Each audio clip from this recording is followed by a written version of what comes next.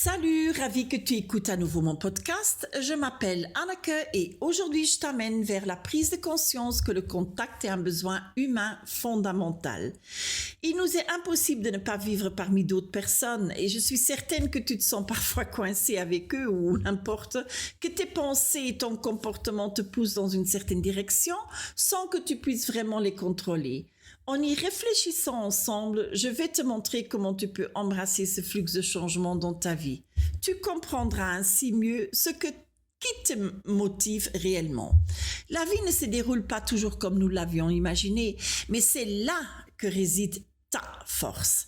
Dès que tu prends consciemment le temps de t'arrêter, de ressentir et d'élargir ta conscience, le mouvement s'enclenche. Ton énergie recommence alors à circuler. Ta créativité s'éveille et un espace s'ouvre pour un changement réel et positif. Nous y gagnons tous lorsque nous apprenons à reconnaître quand l'ouverture d'esprit, la sensibilité et le sens du service peuvent nous guider. Car les mots sans acte ne sont que des promesses en l'air. Ce sont les actes qui montrent si quelqu'un pense vraiment ce qu'il dit, si on peut lui faire confiance ou si l'on est surtout confronté à des aspects qui restent dans l'ombre. Car soyons honnêtes, nous vivons toujours dans une société où la peur donne le ton à bien des égards. Peut-être reconnaissez-vous des phrases comme celle-ci. Sois fort et ne montre jamais ta vulnérabilité. Accepte les choses telles qu'elles sont et ne te plains jamais. Si tu ne sais pas comment faire, fais semblant, car il ne faut pas demander de l'aide. Et nous avons probablement entendu ce genre de messages à la maison, à l'école. Nous les avons lus quelque part ou les avons glanés à travers les jeux et les médias. Et sans que nous nous en rendions compte, ils se sont profondément ancrés en nous. Ils ont nourri la peur, mis notre sensibilité sous pression et nous ont éloignés de qui nous sommes vraiment. Et c'est peut-être précisément à ce moment-là qu'il devient important de se réveiller et de se demander « Est-ce vraiment ma vérité ? Ou est-ce que quelque chose que j'ai repris à mon compte sans jamais choisir si cela me correspondait vraiment ?» Et pourtant, tôt ou tard, on le sent. Ce malaise au creux de l'estomac, ce signal silencieux mais clair qui dit « je ne veux plus vivre ainsi ». C'est le moment où l'on se rend compte qu'on s'est peut-être trop éloigné de sa propre vérité. Et c'est précisément là que commence quelque chose d'important. Le courage de regarder en face ce que tu as hérité de ta famille, de l'école et de ton parcours de vie. Puis de choisir toi-même ce qui te correspond encore et ce qui ne te correspond plus. Oui, c'est dérangeant, mais c'est aussi libérateur, car cette prise de conscience vous aide à ne plus vous perdre dans vos relations, à ne plus toujours faire passer les autres avant vous, à mieux définir vos limites, à ne plus refouler vos besoins et à ne plus vous épuiser sans cesse. Ce n'est pas un petit pas, c'est ainsi que pas à pas, vous revenez à vous-même.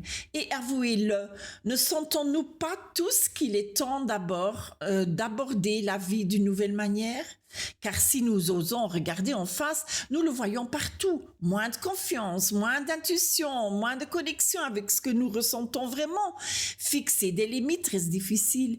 Exprimer ce dont nous avons besoin nous met mal à l'aise et dire non. Pour beaucoup, c'est encore un combat. Je te le demande donc sincèrement, qui prend encore vraiment soin de lui-même aujourd'hui ? Qui ose encore véritablement coopérer, partager, créer des liens et qui vit encore dans le respect de soi-même et de l'autre? Si tu regardes consciemment autour de toi aujourd'hui, à droite et à gauche, tu le verras peut-être aussi. Une petite partie des gens vivent en pleine conscience, mais beaucoup fonctionnent encore en pilote automatique. Non parce qu'ils sont faibles, mais parce qu'ils n'ont jamais appris à vraiment s'arrêter, à ressentir et à choisir. Peut-être avons-nous quelque peu perdu notre boussole intérieure et peut-être que nos anciennes convictions ont perdu de leur sens et ne nous mènent plus là où nous voulons vraiment aller. Il est alors temps de passer à autre chose. Il est temps de réapprendre à écouter notre cœur, notre conscience, la vérité. Car avec une boussole obsolétée, nous restons collectivement bloqués. Ce dont nous avons besoin d'aujourd'hui, c'est d'une direction. de nouvelles cartes, une nouvelle boussole et peut-être que cela commence tout simplement par toi, par une conscience retrouvée.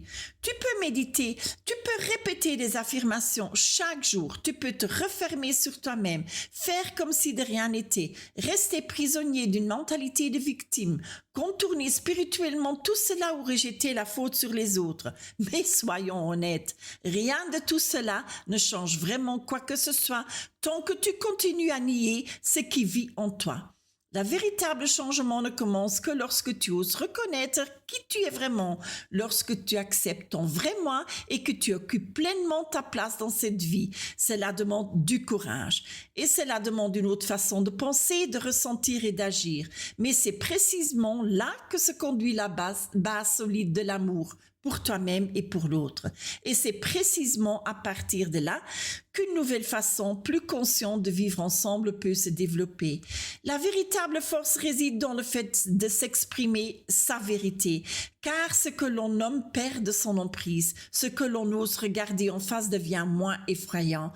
Et plus vite on se libère de l'énergie de victime, plus vite on reprend le contrôle de sa vie, pas un peu, mais vraiment. Je termine ici. Merci de m'avoir écouté. Et si ce podcast t'a touché, n'hésite pas à le liker et à partager avec d'autres, car chaque choix conscient met quelque chose en mouvement. Et plus il y a des gens qui font des choix en pleine conscience, plus grande est la différence que nous pouvons faire ensemble.